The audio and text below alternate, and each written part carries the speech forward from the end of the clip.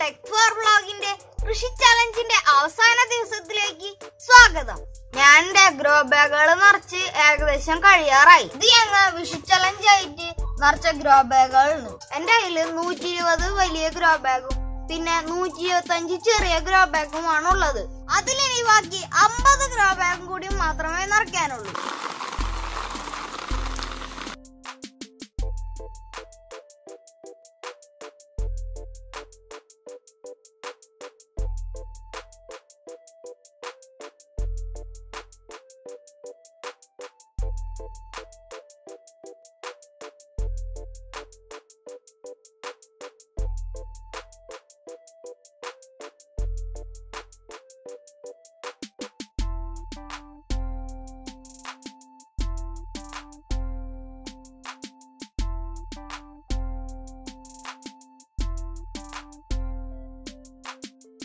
ചലഞ്ചിന്റെ അവസാന ദിവസത്തിൽ ഞാൻ നടാൻ പോകുന്നത് കൊള്ളിത്തണ്ടാണ്. ഫ്രണ്ട്സ്, ഈ കൊള്ളിത്തണ്ട് എനിക്ക് നടാനായിട്ട് ഞാൻ അവിടെ ഒരു വാരം കൊയ്യ് വെച്ചിട്ടുണ്ട്. ഇതിൽ ഞാൻ ചാരം, എല്ലുപൊടി എന്നിവയാണ് വളമായിട്ട് ഉപയോഗിച്ചിട്ടുള്ളത്. നമുക്ക് ഈ കൊള്ളിത്തണ്ട് നടാം.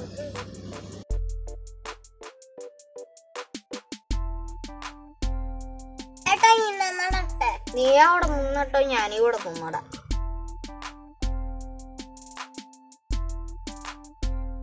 ഇനി നമുക്ക് ഈ കൊള്ളിക്കിഴങ്ങിന്റെ മുകളിൽ ഇതേപോലുള്ള ഒരു തൊപ്പി ഇട്ട് കൊടുക്കാം. എനിക്ക് ഈ കൊള്ളിത്തണ്ട് തന്ന സുരപ്പനാണ്. Thank you Surappa. ഫ്രണ്ട്സ്, രാവിലെ എഴുന്നേറ്റപ്പോ തൊട്ടുള്ള പണിയാണ്. ഇനി നമുക്ക് ഒരു ചെറിയൊരു ടീ ബ്രേക്കിന് ശേഷം വീണ്ടും കാണാം. ഫ്രണ്ട്സ്, നമ്മുടെ കൃഷി 2020 ചലഞ്ച് ഇന്നോടെ അവസാനിക്കാൻ കേട്ടോ. ഈ ചലഞ്ചില് 70ഓളം പേര് നേരിട്ട് പങ്കെടുത്തിട്ടുണ്ട്. പിന്നെ ഒരു 100ഓളം പേര് അല്ലാതെ. നേരിട്ട് പങ്കെടുത്തവരുടെയും എന്റെയും കണക്ക് നോക്കിയാൽ 196ഓളം ചലഞ്ചുകൾ. ചലഞ്ച് ഏറ്റെടുത്തവരും 45ഓളം ചലഞ്ചുകൾ ഞാനും ചെയ്തിട്ടുണ്ട്. നമ്മ ഈ ചലഞ്ച് തുടങ്ങുമ്പോ ഇത്രയും പേര് ചലഞ്ചിൽ പങ്കെടുക്കുന്നത് എനിക്ക് ഒരു പ്രതീക്ഷ ഉണ്ടായിരുന്നില്ല. ഇന്ന് ഞാൻ അതിയായ സന്തോഷത്തിലാണ്. ഈ ചലഞ്ചിൽ പങ്കെടുത്ത എല്ലാവരോടും നന്ദി. ചലഞ്ച് ഏറ്റെടുത്തവരുടെ പേരുകൾ താഴെ ഡിസ്ക്രിപ്ഷൻ ബോക്സിൽ കൊടുത്തിട്ടുണ്ട്. നിങ്ങളോട് എങ്ങനെ നന്ദി പറയണമെന്ന് എനിക്കറിയില്ല.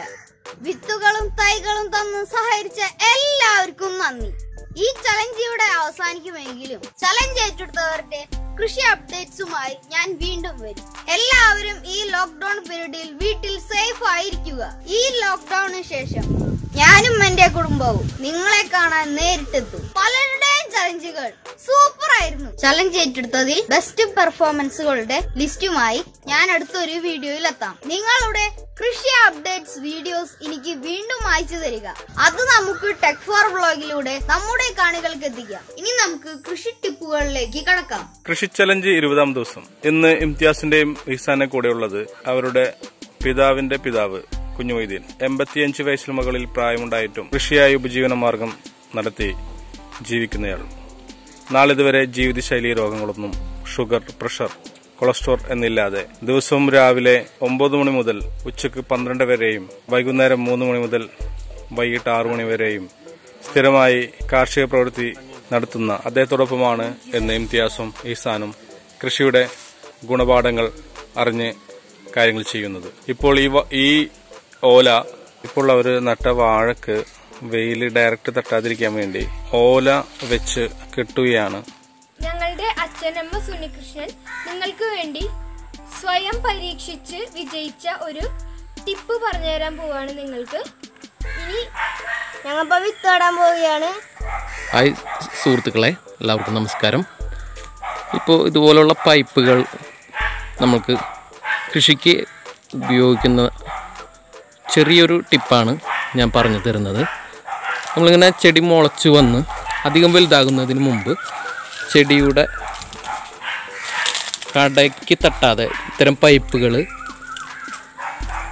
കുഴിച്ചിടുകയാണെങ്കിൽ 2-3 കാര്യങ്ങൾ എൻ്റെ ശ്രദ്ധയിൽപ്പെടുകയുണ്ടായിരുന്നു. ഒന്ന്, ആ ചെടിക്ക് അതൊരു സപ്പോർട്ടാണ്.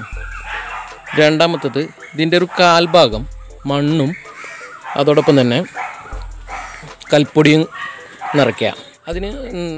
നമ്മൾ അതിന് ശേഷം അതിൽ വെള്ളം ഒഴിച്ച് കഴിഞ്ഞ് കഴിഞ്ഞാൽ അത് പെട്ടെന്ന് താന്നു പോകില്ല. അത് കുറേശ്ശെ അതിൽ താന്നു പോവുകയുള്ളൂ. അതിൻ്റെ ഗുണം എന്താണെന്ന് വെച്ച് കഴിഞ്ഞാൽ നമ്മൾ ഒഴിക്കുന്ന വെള്ളം അത് കൃത്യമായി ചെടിക്ക് തന്നെ കിട്ടുന്നു. ഒരു തുള്ളി വെള്ളം പോലും വേസ്റ്റായി പോകില്ല. അത് ഡ്രോപ്പായി ചെടി വലിച്ചെടുക്കും. അതോടൊപ്പം തന്നെ നമുക്ക് കലക്കി ഒഴിക്കുന്ന വളങ്ങളുണ്ടല്ലോ. എക്സാമ്പിൾ നമ്മളെ കപ്പലണ്ടി പിണ്ണാക്കൊക്കെ നമുക്ക് കലക്കിയിട്ട് ഇതിൽ ഒഴിക്കാം. അത് കൃത്യമായി ചെടിക്ക് തന്നെ കിട്ടും. അതോടൊപ്പം തന്നെ നമ്മളിപ്പോൾ 1-2 ദിവസം നമുക്ക് നനയ്ക്കാൻ പറ്റിയില്ല എന്നുണ്ടെങ്കിൽ ഇതുപോലുള്ള വലിയ പൈപ്പിലാണ് നമ്മൾ വെള്ളം ഒഴിച്ച് വെച്ചതെന്നുണ്ടെന്നുണ്ടെങ്കിൽ ചെടിക്കൊന്നും സംഭവിക്കില്ല. അതിന് കൃത്യമായി വെള്ളം കിട്ടിക്കൊണ്ടിരിക്കും. ഞങ്ങൾക്ക് എൻ്റെ അനുഭവത്തിൽ ഞങ്ങൾ ഇതുപോലെ തന്നെ ഒരു യാത്ര പോകേണ്ട അവസരം വന്നപ്പോൾ വലിയ പൈപ്പുകൾ വെച്ചിട്ട് ഇതുപോലെ കാൽഭാഗം മണ്ണും ഇട്ടിട്ട് വെള്ളം ഒഴിച്ച് വെച്ചപ്പോൾ ഞങ്ങൾ പോയി വരുമ്പോഴും ആ ചെടിക്ക് യാതൊരു വാട്ടവും പറ്റിയിട്ടുണ്ടായിരുന്നില്ല. അതോടൊപ്പം തന്നെ ഇതേ സമയം തന്നെ ഒരു പരീക്ഷണാർത്ഥം തക്കാളിയിലാണ് ചെയ്തത്. തക്കാളി ഇതുപോലെ പൈപ്പ് വെച്ചിട്ടുള്ള തക്കാളിയും പൈപ്പ് വയ്ക്കാത്ത തക്കാളിയും ഒരേ ടൈമിൽ കൃഷി ചെയ്തിട്ട് ഉണ്ടായത് അനുഭവം എന്ന് വെച്ച് കഴിഞ്ഞാൽ കൂടുതൽ വിളവ് പൈപ്പ് വെച്ചതിൽ ഉണ്ടാകുകയും അത് കൂടുതൽ നാൾ വിളവെടുക്കാനുള്ള അവസരം ലഭിക്കുകയുണ്ടായിരുന്നു. മറ്റത് വേഗം ഒരു 1-2 മാസം കഴിഞ്ഞപ്പോൾ കരിഞ്ഞു പോയെങ്കിലും ഇത് വീണ്ടും കുറേ നാൾ നിൽക്കുകയുണ്ടായിരുന്നു. അപ്പോൾ ആ ഒരു ഗുണം കൂടിയുണ്ട്. ഇതുകൊണ്ടുള്ള ഗുണങ്ങൾ ഞാൻ വീണ്ടും പറയുകയാണ്. ചെടിക്ക് നല്ലൊരു സപ്പോർട്ടാണ്. അതോടൊപ്പം തന്നെ നമുക്ക് വളം കൃത്യമായി അതിൻ്റെ വേരുകളിലേക്ക് തന്നെ എത്തും. അതോടൊപ്പം തന്നെ നമുക്ക് വെള്ളം അനാവശ്യമായി പാഴായി പോകുന്നില്ല. 1-2 ദിവസം നനച്ചില്ലെങ്കിലും ഒന്നും സംഭവിക്കാൻ പോകുന്നില്ല. ഇത് സംബന്ധിച്ച് നമ്മുടെ കാർഷിക സർവകലാശാല വീട്ടിൽ വന്ന് വീഡിയോ ഒക്കെ എടുത്ത് പോയിട്ടുണ്ടായിരുന്നു. അവരതിനെക്കുറിച്ചുള്ള പഠനം നടന്നുകൊണ്ടിരിക്കുകയാണ്. ഇത് എൻ്റെ വീട് പണി കഴിഞ്ഞ് കുറേ പൈപ്പുകൾ വേസ്റ്റ് പറമ്പിലൊക്കെ ഉണ്ടായിരുന്നത് ഉപയോഗിച്ചാണ് ഞാൻ ചെയ്തത്. ഇതിനുവേണ്ടി പ്രത്യേകിച്ച് പൈസയൊന്നും ചിലവ് ചെയ്തിട്ടുണ്ടായിരുന്നില്ല. അപ്പോൾ നിങ്ങൾക്കും ഇത് പരീക്ഷിച്ച് നോക്കാം.